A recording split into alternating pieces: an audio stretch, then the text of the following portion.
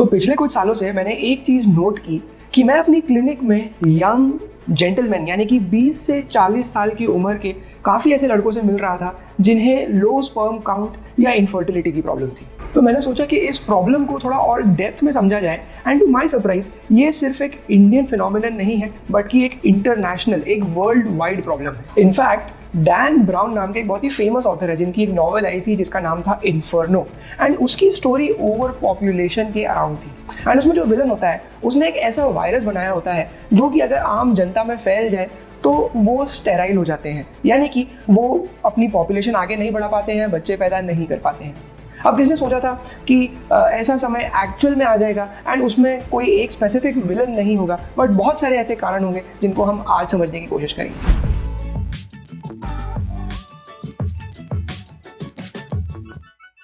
तो पहले कुछ बेसिक्स क्लियर कर लेते हैं। सबसे पहले समझेंगे कि फर्टिलिटी क्या होती है। तो फर्टिलिटी होती है किसी भी ह्यूमन बीइंग की कैपेसिटी जिससे कि वो एक नई संतान, एक नया व्यक्ति प्रोड्यूस कर पाए। फीमेल इनफर्टिलिटी एक अलग टॉपिक है, मेल इनफर्टिलिटी एक अलग टॉपिक है जिसके बारे में हम आज बात करेंगे। तो पिछले कुछ सालों में ये ऑब्जर्व किया गया है कि इनफर्टिलिटी रेट यानी कि बच्चे नहीं पैदा करने की जो समस्या है वो 10 से 15% बढ़ गई है इंडियन कपल्स में, इंडियन पॉपुलेशन में। एंड उससे भी ज़्यादा अलार्मिंग ये है कि इनफर्टिलिटी की जो एज है वो धीरे धीरे अब कम आती जा रही है। अगर हम डेटा की बात करें तो उत्तर प्रदेश में इनफर्टिलिटी लगभग 3.7% के आसपास है, वहीं कश्मीर में इनफर्टिलिटी अप टू 15% है। इनफर्टिलिटी रेट का मतलब होता है कि अगर हम 100 कपल्स का डेटा कलेक्ट करें तो उसमें से लगभग कश्मीर में 15% ऐसे कपल्स होंगे जो कि नया बच्चा नहीं पैदा कर सकते। सबसे ज़्यादा अलार्मिंग बात यह है कि यंग मेन में स्पर्म से रिलेटेड प्रॉब्लम्स काफ़ी बढ़ गई है। Up to 40% young male population में किसी ना किसी किस्म की स्पर्म से रिलेटेड प्रॉब्लम देखी जा रही है, चाहे वो क्वांटिटी रिलेटेड प्रॉब्लम हो या क्वालिटी रिलेटेड प्रॉब्लम। आज से 3 डेकेड्स पहले यानी कि 30 साल पहले एवरेज स्पर्म काउंट किसी मेल की 60 मिलियन स्पर्म्स पर मिलीलीटर हुआ करती थी, जो कि आज घट के 20 मिलियन स्पर्म्स पर मिलीलीटर रह गई है। अगर ये वैल्यू 15 से नीचे चली जाए तो नॉर्मल तरीकों से बच्चे पैदा करना काफ़ी हद तक इम्पॉसिबल हो जाता है। तो हम यहाँ तक पहुँचे कैसे? इस प्रॉब्लम का रूट कॉज क्या है? इसके कई सारे अलग अलग कॉजेज हैं, बट आज इस वीडियो में हम टॉप 5 चीज़ें डिस्कस करेंगे एंड कुछ छोटी मोटी चीज़ों के बारे में हल्की फुल्की बातें करेंगे। तो बिलीव इट और नॉट, सबसे पहला कारण जो है वो है राइज इन टेम्परेचर। तो हमारी बॉडी में स्पर्म प्रोड्यूस होते हैं स्क्रोटम में, स्क्रोटम यानी कि जो टेस्टिस होती है वहाँ पे स्पर्म प्रोड्यूस होते हैं एंड वो मेल्स में बॉडी से बाहर होते हैं। स्क्रोटल सैक होता है जिसमें स्पर्म प्रोड्यूस होते हैं। उस प्रोसेस को मेडिकल भाषा में स्पर्मेटोजेनेसिस कहा जाता है। बट ये प्रोसेस अच्छे से होने के लिए टेम्परेचर नॉर्मल बॉडी टेम्परेचर से थोड़ा कम लगता है, इसीलिए स्क्रोटम नेचर ने हमें बॉडी के बाहर दिए हैं। तो अगर यहाँ पे टेम्परेचर बढ़ जाए तो स्पर्मेटोजेनेसिस का प्रोसेस ठीक से नहीं हो पाता है। यहाँ तक कि सिर्फ 1 डिग्री सेल्सियस टेम्परेचर बढ़ने से आपकी स्पर्म बनाने की क्षमता लगभग 17% तक कम हो सकती है। तो जो लोग बहुत टाइट कपड़े पहनते हैं या बहुत गर्म एटमॉस्फेयर में काम करते हैं उनके साथ ये प्रॉब्लम होने के चांसेस काफ़ी ज़्यादा है। नेक्स्ट सबसे इंपॉर्टेंट कारण है मोटापा यानी कि ओबेसिटी। एक एस्टिमेट के अकॉर्डिंग 2030, जो कि आज से कुछ 8 साल दूर है, लगभग हर 3 में से 1 इंडियन या तो ओवरवेट होगा या तो ओबेस होगा। इंडिया में ओबेसिटी यानी कि मोटापे की जो प्रॉब्लम है वो बाकी वर्ल्ड के कंपैरिजन में काफ़ी फास्ट स्पीड पे बढ़ रही है। मोटापे के साथ आती है बहुत सारी हार्मोन रिलेटेड प्रॉब्लम्स एंड बहुत सारी ऐसी डिसीजेस जो कि किसी ना किसी तरीके से आपके स्पर्म प्रोड्यूस करने की क्षमता को कम कर देती है। फॉर एग्जाम्पल टेस्टोस्टेरॉन जो एक हार्मोन ज़रूरी है वो मोटापा होने की वजह से कम प्रोड्यूस होने लगता है। वहीं पर डायबिटीज़, ब्लड प्रेशर जैसी अलग अलग बीमारियां आ जाती हैं जिसकी वजह से स्पर्म फॉर्मेशन कम हो सकता है। अगर आप ये सोच रहे हैं कि क्या आप ओवरवेट हैं या ओबेस हैं तो आपको अपना बॉडी मास इंडेक्स पता करना चाहिए। बॉडी मास इंडेक्स पता करना बहुत डिफिकल्ट नहीं है, उसका एक सिंपल सा फॉर्मूला है। एंड अगर आप वो फॉर्मूला नहीं भी यूज़ करना चाहते हैं तो आप गूगल कर सकते हैं BMI कैलकुलेटर एंड आपको एक वेबसाइट आ जाएगा जहाँ पे कि आप अपना वेट और अपनी हाइट डालेंगे मीटर्स में, वेट डालेंगे केजीज में, तो आपका BMI आ जाएगा। तो ये जो BMI है ये एक नॉर्मल रेंज में रहना चाहिए। नॉर्मल रेंज है इसकी अराउंड 25। उससे कम अगर है तो आप अंडरवेट कैटेगरी में आते हैं, उससे ऊपर है तो आप ओवरवेट एंड ओबेस कैटेगरी में जाते हैं। इसका चार्ट होता है जो कि बहुत ईजिली आप गूगल करके देख सकते हैं। नेक्स्ट जो कारण है वो है स्मोकिंग। स्मोकर्स में ये पाया गया है कि उनकी स्पर्म फॉर्मेशन की क्षमता लगभग 17% तक कम हो जाती है। अल्कोहल, जो लोग हेवी ड्रिंकर्स होते हैं या क्रॉनिक ड्रिंकर्स होते हैं, यानी कि वो हफ्ते में लगभग रोज़ ही थोड़ा बहुत पी लेते हैं काम खत्म होने के बाद, तो उसके साथ बाकी हेल्थ इश्यूज तो होते ही हैं, बट उनके स्पर्म की क्वालिटी भी पुअर पाई गई है। यानी कि हो सकता है कि नंबर नॉर्मल हो लेकिन जो क्वालिटी है वो ख़राब है, तो वो इवेंचुअली इनफर्टिलिटी की प्रॉब्लम फेस करते हैं। डाइट की बात कर लेते हैं। जैसे जैसे हम ग्लोबलाइज हो रहे हैं या एक तरीके से हम वेस्टर्नाइज हो रहे हैं, हमारी डाइट में प्रोसेस्ड फूड, काफ़ी सारा हाई सैचुरेटेड फैट, काफ़ी सारी शुगर, ये बढ़ती जा रही है। एंड ये सारी चीज़ों में न्यूट्रिशन बहुत कम होता है, बहुत सारी कैलोरीज होती हैं। एंड अभी हमने जो भी प्रॉब्लम डिस्कस करी, ओबेसिटी, डायबिटीज़ जैसी बीमारियाँ, ये हमें धीरे धीरे आने लगती हैं। Last but not the least, sleep यानी कि नींद।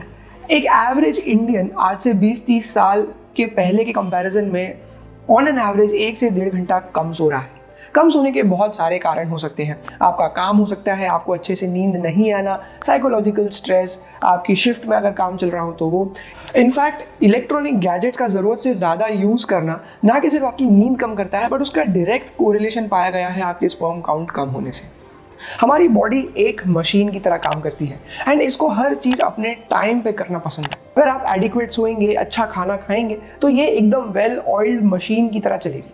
उसी के साथ थोड़ी एक्सरसाइज, थोड़ा मेडिटेशन, थोड़ी मेंटल हेल्थ वाली चीज़ें अगर जोड़ दें तो हमारी लाइफ स्टाइल जो है वो काफ़ी बैलेंस्ड बन सकती है। Journal of human reproductive science ने एक स्टडी द्वारा ये पता किया कि लगभग 51% लोगों को ये पता ही नहीं है कि कौन कौन से ऐसे फैक्टर्स होते हैं जिनकी वजह से उनकी स्पर्म काउंट कम हो जाती है।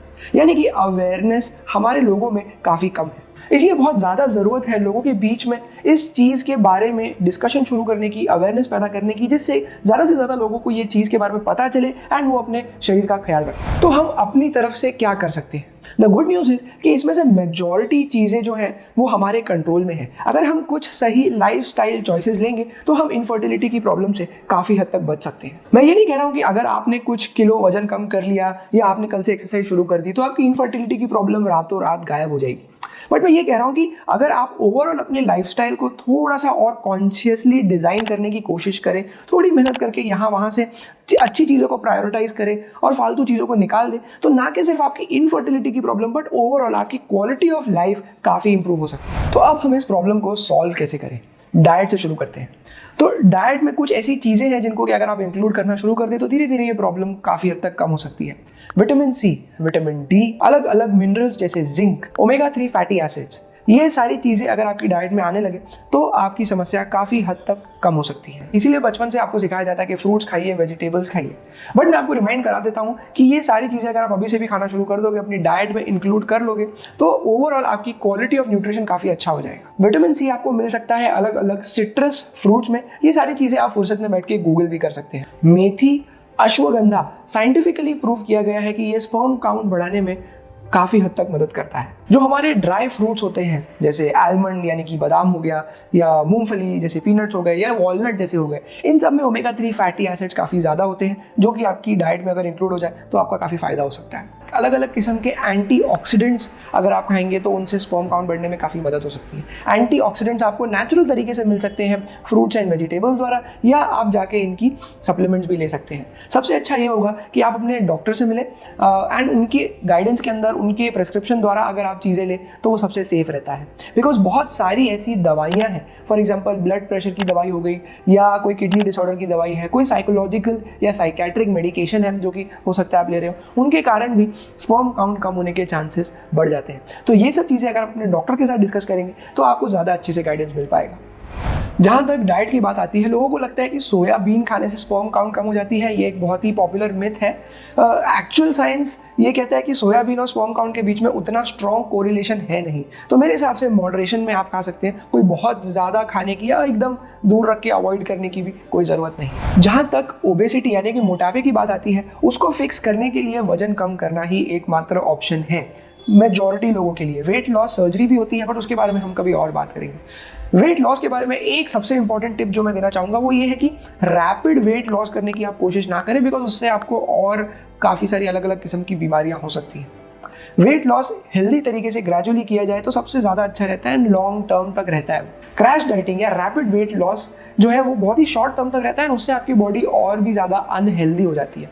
हम चाहते हैं कि हम हेल्दी हो रहे हैं, इसलिए हमारा वजन कम हो जाए, ना कि वजन कम करने के चक्कर में हम और बीमारियों का शिकार बन जाए। जहाँ तक स्लीप या नींद की बात आती है, अगेन ये एक ऐसी समस्या है जिससे कि हम बहुत सारे लोग जूझ रहे हैं, मैं भी जूझ रहा था। बट कुछ ऐसी चीज़ें जो कि जब से मैंने करना शुरू किया, मेरी ओवरऑल क्वालिटी ऑफ नींद काफ़ी अच्छी हो गई, एंड सोने का जो प्रोसेस है, जो नींद आने की जो प्रोसेस है, वो भी काफ़ी अच्छा हो गया। तो सबसे पहली चीज़ जो कि मैं पर्सनली फॉलो करता हूँ वो है कि सोने के कुछ समय पहले आप अपना फ़ोन दूर रख दीजिए। आप ये जो इंटरनेट पे जो चीज़ें कंज्यूम कर रहे हैं उनसे थोड़ा दूर हट जाइए। हो सकता है कि आप कोई किताब पढ़ लें, या हो सकता है कि आप म्यूज़िक सुन लें, एंड हो सकता है कि आप अगर कोई वीडियो या कोई चीज़ देख भी रहे हैं तो it should be relaxing for your mind, ना कि बहुत सारा जो फास्ट मूविंग कंटेंट है जो कि आपको दिमाग में जो आपको एंगेज कर लेता है, ऐसा कुछ देखें। कुछ लोगों को नींद आने की जो स्टार्टिंग में नींद आने की प्रॉब्लम है उसको सॉल्व करने के लिए मेलाटोनिन का सप्लीमेंट भी काफ़ी मदद कर सकता है। मेलाटोनिन सप्लीमेंट आप इंटरनेट द्वारा ले सकते हैं, ये बिना प्रिस्क्रिप्शन के अवेलेबल है, एंड इसको लेने के बाद 1 से 1.5 घंटे के अंदर अगर आप सो जाएं तो आपकी जो नींद आने का प्रोसेस है वो काफ़ी स्मूथ हो जाता है। स्लीप हाइजीन एक ऐसी चीज़ है जो कि अगर आप गूगल करें, अगर आप इस चीज़ को समझें तो आप काफ़ी अच्छे से समझ पाएंगे कि अच्छे से सोया कैसे जाता है। ओवर यूज़ ऑफ कॉफ़ी से भी नींद के ऊपर काफ़ी फर्क पड़ता है, एंड कॉफ़ी का जनरली हमारे शरीर में इफेक्ट रहता है लगभग 6 घंटे तक। फॉर एग्जांपल, रात में 12 बजे अगर आपने सोना है तो शाम के 6 बजे के बाद कोई भी कॉफ़ी पीना आपके लिए ठीक नहीं होगा। मेरी जो कुछ पर्सनल फेवरेट टिप्स है वो है चीज़ों को लिखना शुरू करना। मैं ये नहीं कह रहा हूँ कि आप कोई बहुत इलैबोरेट जर्नल बनाइए, बट सिंपल अपने फ़ोन में जो भी आप सोच रहे हैं, जो ओवर थिंकिंग हो रही है, उसको अगर आप कहीं जॉट डाउन कर दे, फ़ोन में, आईपैड पे, पेपर पे, जहाँ पे भी, तो एटलीस्ट आपके वो दिमाग से निकल के कागज पे आ जाती है, तो आपका दिमाग थोड़ी देर के लिए रिलैक्स हो जाता है। ये एक बहुत ही मेजर गेम चेंजर रहा है जहाँ तक ओवर थिंकिंग की समस्या आती है मेरी लाइफ में। एंड लास्टली, इन चीज़ों के बारे में जितनी ज़्यादा से ज़्यादा अवेयरनेस पैदा करी जाए उतना अच्छा होगा। ये एक मेजर डिफरेंस स्टडीज़ में पाया गया है मेल और फीमेल ग्रुप्स में।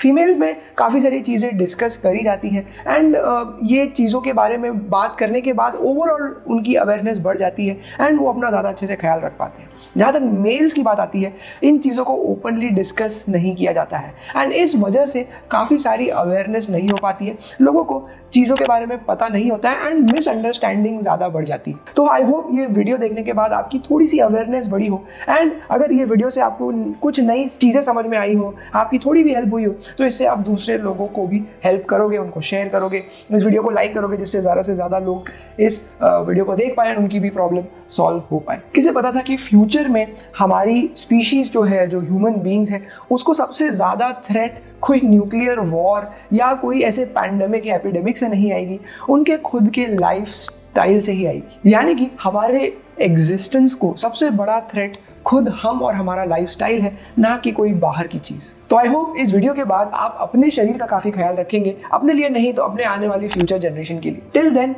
I will take your leave, and very soon I will see you in the next video.